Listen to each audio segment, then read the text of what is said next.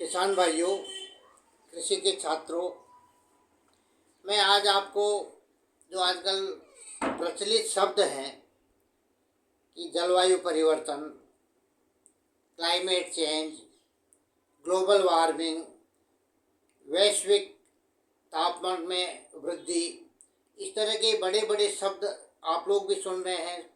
सब दुनिया को मालूम है कि इस तरह से हम आगे आने वाले टाइम में टेम्परेचर की वृद्धि, तापक्रम में वृद्धि और इस तरह का क्लाइमेट देखेंगे। तो अब इससे अंदाज ये लगता है कि तापक्रम में वृद्धि होगी। और एक तरफ हम देख रहे हैं अब इन 8-10 दिन से हिमाचल प्रदेश में शिमला, मनाली, पूरे हिमाचल प्रदेश, पूरा जम्मू कश्मीर, लद्दाख, इधर नैनीताल, उधर उत्तर पूर्व में, तो इन पहाड़ियों में आजकल बर्फ़बारी चल रही है। तो इस बर्फ़बारी से सारा का सारा ऐसा लगता है कि भाई 8 से 10 डिग्री सेल्सियस तापक्रम कम हो गया है।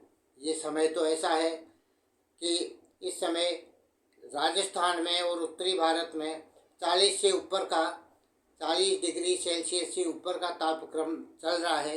और एक तरफ अपन देखते हैं कि सारा पूरा पहाड़ियाँ हैं, उत्तरी पहाड़ियाँ सारी की सारी बर्फ़ से ढकी हुई है।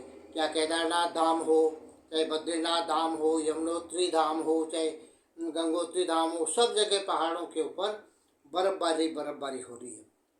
तो ऐसा जो इस तरह का क्लाइमेट हम एक तरफ कर रहे हैं कि भाई ग्लोबल वार्मिंग की वैश्विक तापक्रम बढ़ना, और एक तरफ हो रही है कितना डिफरेंस जो हो रहा है कि एक तरफ उत्तरी भारत में ही 40 के ऊपर तापक्रम चल रहा है और एक तरफ बर्फबारी हो रही है।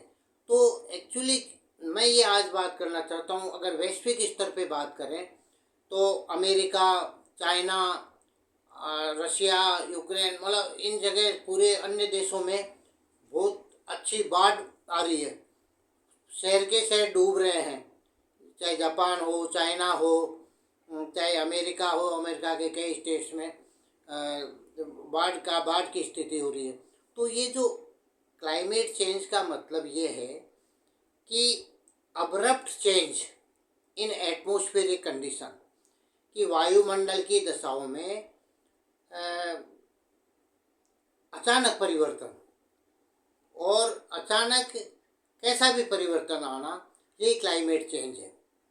तो ये अवस्था क्या है, कुछ दिन रह जाएगी। जैसे हम देखें कि 15 फरवरी के बाद में हमारे किसान भी एकदम से तापक्रम 40 के आसपास पहुंच गया था, 35 और 40, जो तो सर्दियों का टाइम होता है। तो उस समय हमारे किसान बहुत चिंतित हो गए थे कि एकदम से तापक्रम बढ़ने से सरसों, गेहूँ, चना, इनकी फसलें कैसे होगी। लेकिन फिर वापस डाउन हुआ और फिर पूरा महीना मार्च का बरसात के अंदर कहीं कहीं ओलावृष्टि, कहीं कहीं आंधियाँ, तो इनके कारण से जो भी नुकसान हुआ। तो ये जो अब्रप्ट चेंज हुआ है ना, अचानक परिवर्तन तापक्रम में, ये एक आज वास्तविक सच्चाई, यूनिवर्सल ट्रूथ, ये आज की वास्तविक सच्चाई बनती जा रही है। तो इससे निपटने के लिए हमें क्या करना पड़ेगा, हमारी कृषि प्रणाली में भी परिवर्तन करना पड़ेगा, हमारे रहन सहन में भी परिवर्तन करना पड़ेगा। हमारे किस कारण से ये क्लाइमेट में एकदम से वृद्धि हो रही है, टेम्परेचर में वृद्धि हो रही है, क्लाइमेट का चेंज आ रहा है, जलवायु में परिवर्तन आ रहा है। तो इसके लिए मानव भी कुछ हद तक जिम्मेदार है। ठीक है, ये प्रकृति जन्य चीज़ें हैं, लेकिन मानव भी इसके लिए जिम्मेदार है। ये हमारी इंडस्ट्रीज है, इंडस्ट्रियलाइजेशन बढ़ना, इतने व्हीकल्स होना, तो उनसे एसी बिना कोई नहीं रहता। तो इस तरह से ये क्लोरोफ्लोरोकार्बन, CFC के अधिक मात्रा में उत्सर्जित होना, कार्बन डाइऑक्साइड का ज़्यादा उत्सर्जन होना, तो ये सब क्लाइमेट चेंज के जो कारण हैं। तो उसका हम अब क्या कर सकते हैं, ये हमें पुरानी सारी चीज़ें देखते हुए कि जैसे वृक्षारोपण अधिक से अधिक करें, ताकि CO2 की जो भी मात्रा है वो वृक्ष उसको धारण करके और फोटोसिंथेसिस के काम में लें। इसी तरह से हमें एग्रीकल्चर का जहाँ तक सवाल है तो कम अवधि की ऐसी वैरायटीज लाएं तो जिनसे क्या है कि कम अवधि में ही अच्छी पैदावार हो।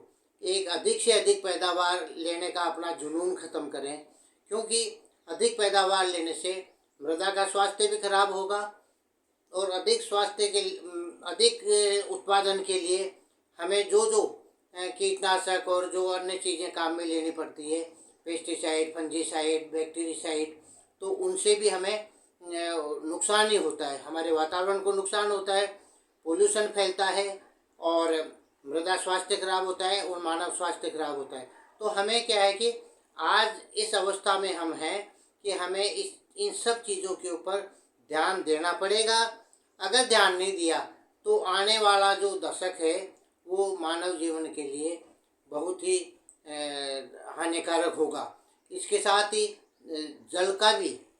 जल संरक्षण के ऊपर भी ध्यान देना पड़ेगा, क्योंकि आजकल जो पीने योग्य जल है उसकी बहुत कमी होती जा रही है और हम क्या है कि अधिक से अधिक जल का उपयोग करते हैं, उपयोग करें लेकिन उसका दुरुपयोग करते हैं। क्योंकि जब तक नल आता है हम ये सोचते हैं कि भाई हम पैसे दे रहे हैं और ये तो घंटे भर 2 घंटे जो भी जल आएगा वो हमारा अधिकार है।